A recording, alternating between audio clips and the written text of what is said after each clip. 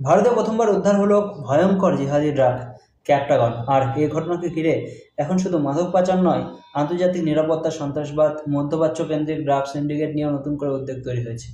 Narcotics control bureau বা NCB এর operation raise পিল নামের বিশেষ অভিযানে মোট 227.7 কেজি ক্যাপটাগন ট্যাবলেট ও পাউডার বাজেয়াপ্ত হয়েছে। তদন্তকারীদের হিসেব অনুযায়ী আন্তর্জাতিক কালোবাজারে এই মাদকের মূল্য প্রায় 182 কোটি টাকা। ভারতের ইতিহাসে এই প্রথম এত বড় পরিমাণ ক্যাপটাগন উদ্ধার হওয়ার গোটা ঘটনাকে অত্যন্ত গুরুত্বপূর্ণ বলে মনে করেছে কেন্দ্রীয় তদন্তকারী সংস্থা। অভিযানের সূত্রপাত হয় দিল্লির নেব সরাই এলাকা থেকে। এনসিবি আধিকারিকরা গোপন সূত্রে খবর পেয়ে একটি বাড়িতে হানা দেন। সেখান থেকেই উদ্ধার হয় প্রায় 31.5 কোটি কেজি 31.5 কেজি ক্যাপটাগন ট্যাবলেট।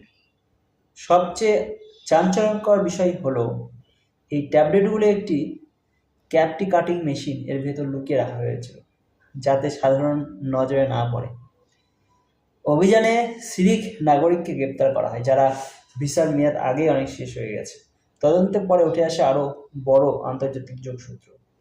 দিল্লিতে গ্রেপ্তারির পর তদন্ত এগোতে থাকলে গুজরাটের মুন্দ্রা বন্দরে পৌঁছায় এনসিবি। সেখানে একটি কার্গো কনসাইনমেন্ট সন্দেহের তালিকা আসে।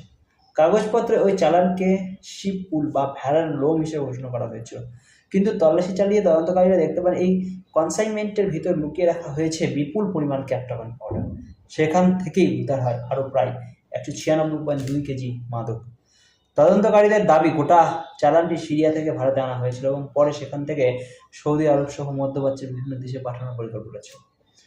অর্থাৎ ভারতকে ট্রানজিট রুট হিসেবে ব্যবহার করার চেষ্টা চালিয়েছিল বলে সন্দেহ করা হচ্ছে। ক্যাপটাগন আসলে ফেনাথালাইন নামে এক ধরনের সিনথেটিক স্টিমুল্যান্ট ড্রাগ।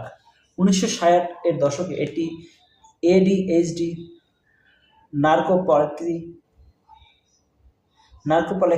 নার্কোলেপসি এবং ডিপ্রেশনের মতো সমস্যার চিকিৎসায় ব্যবহার করা হতো, কিন্তু পরে এর ভয়ঙ্কর নেশাজনক প্রভাব সামনে আসায় বহু দেশে এটি নিষিদ্ধ ঘোষণা করা হয়।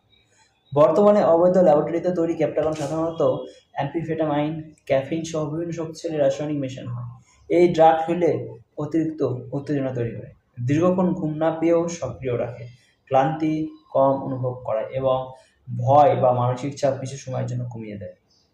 এই কারণেই আন্তর্জাতিক সংবাদ মাধ্যম ও গোয়েন্দা রিপোর্ট বহুবার এই মাদকের যোগসূত্রের যুদ্ধক্ষেত্র ও জঙ্গি গোষ্ঠীর সঙ্গে পাওয়া গিয়েছে।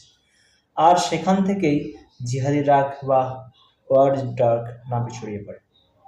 India today, Times of India এবং একাধিক আন্তর্জাতিক রিপোর্টে দাবি করা হয়েছে, মধ্যপ্রাচ্যের সংঘর্ষপূর্ণ অঞ্চলে এই ড্রাগের অবৈধ ব্যবসা বহু বছর ধরে কয়েকশো কোটি ডলার কালোবাজার তৈরি করেছে। বিশেষ করে সিরিয়া দীর্ঘদিন ধরেই ক্যাপটাগন উৎপাদন ও পাচারের বড় কেন্দ্র হিসেবে পরিচিত।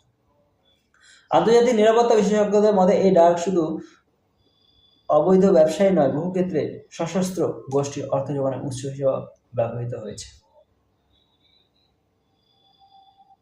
এই পরিস্থিতিতে ভারতে এত বড় ক্যাপটাগন উদ্ধারকে অত্যন্ত তাৎপর্যপূর্ণ বলে মনে করা হচ্ছে। কেন্দ্রীয় স্বরাষ্ট্রমন্ত্রী অমিত শাহ জানিয়েছে, ড্রাগ ফ্রি ইন্ডিয়া করার লক্ষ্যে সরকার জিরো টলারেন্স নীতি নিয়েই এগোচ্ছে। এনসিবি এখন গোটা চক্রের আন্তর্জাতিক যোগাযোগ, অর্থ লেনদেন, পাচার রুট, লজিস্টিক নেটওয়ার্ক এবং বিদেশি রিসিভারদের খতিয়ে দেখছে।